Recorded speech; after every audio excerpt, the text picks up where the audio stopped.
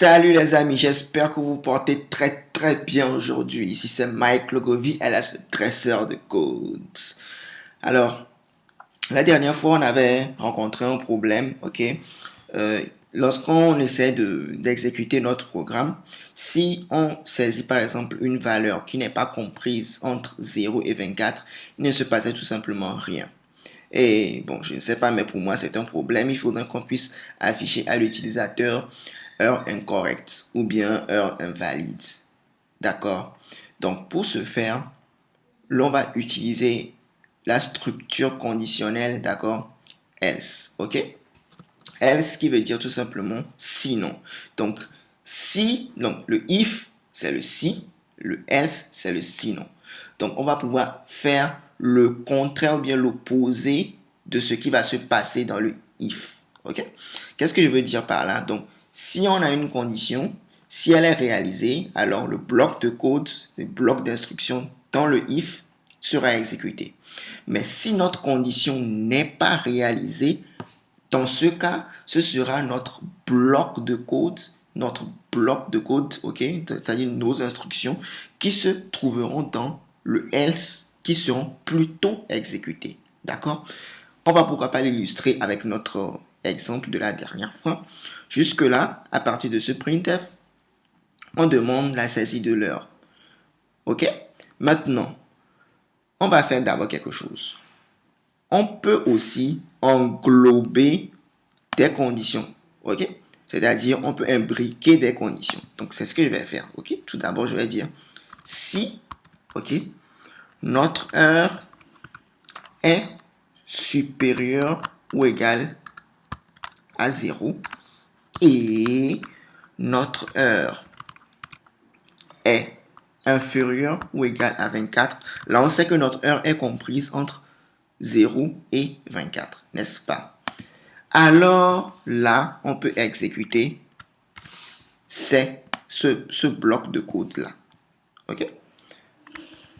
Voilà, je vais indenter ça correctement pour que vous puissiez bien voir. Donc, voilà.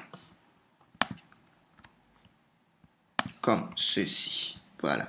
Donc, ce grand if-là veut dire si l'heure est comprise entre 0 et 24, c'est-à-dire si l'heure est supérieure ou égale à 0 et l'heure est inférieure ou égale à 24, alors on va vérifier si l'heure c'est comprise entre 6 heures et 12 heures. Alors on va dire bonjour tout le monde.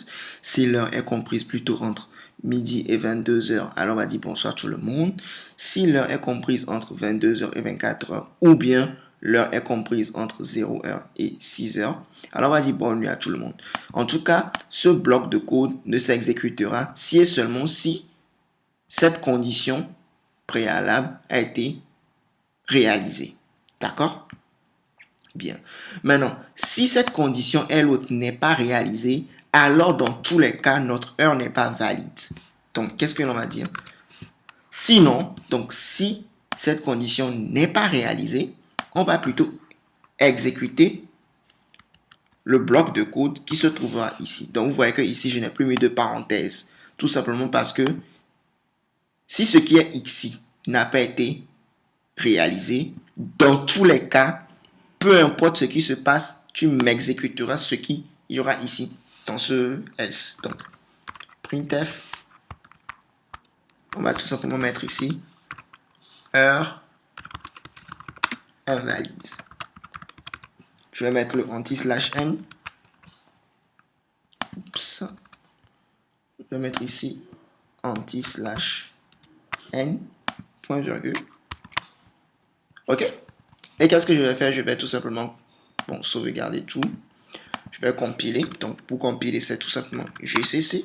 Le nom du fichier, la dernière fois, on avait nommé condition underscore if. Donc, ici, je pense que je vais renommer tout d'abord, je vais renommer ce fichier. Donc, je vais renommer ce fichier. Donc, je vais save condition if. Je vais mettre ici if underscore else. OK. Enregistrer. Voilà. Donc, c'est le même fichier, juste que j'ai changé le nom. Donc, je vais mettre maintenant gcc condition. Donc, tu vas me compiler le fichier condition if underscore else.c-o et on va le nommer, pourquoi pas aujourd'hui, prog. Ok. Donc GCC donc compile-moi le fichier condition if else.c et lorsqu'on va vouloir l'exécuter, on va l'exécuter avec le nom prog. Ok. Je valide. Pas d'erreur.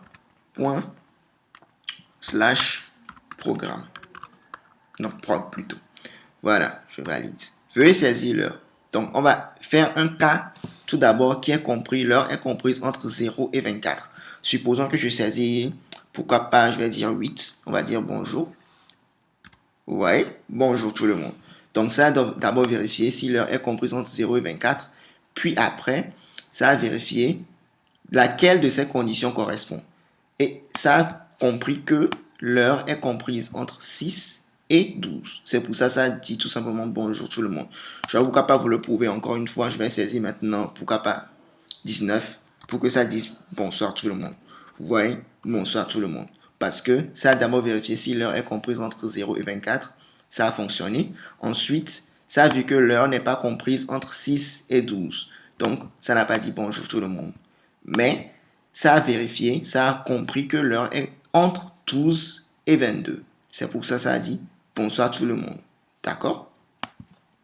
Maintenant, si je veux, maintenant je saisis plutôt 50. Vous voyez? Heure invalide. Je vais encore pouvoir vous le prouver. Je vais pourquoi pas saisir maintenant -1. Vous voyez? Heure invalide. D'accord?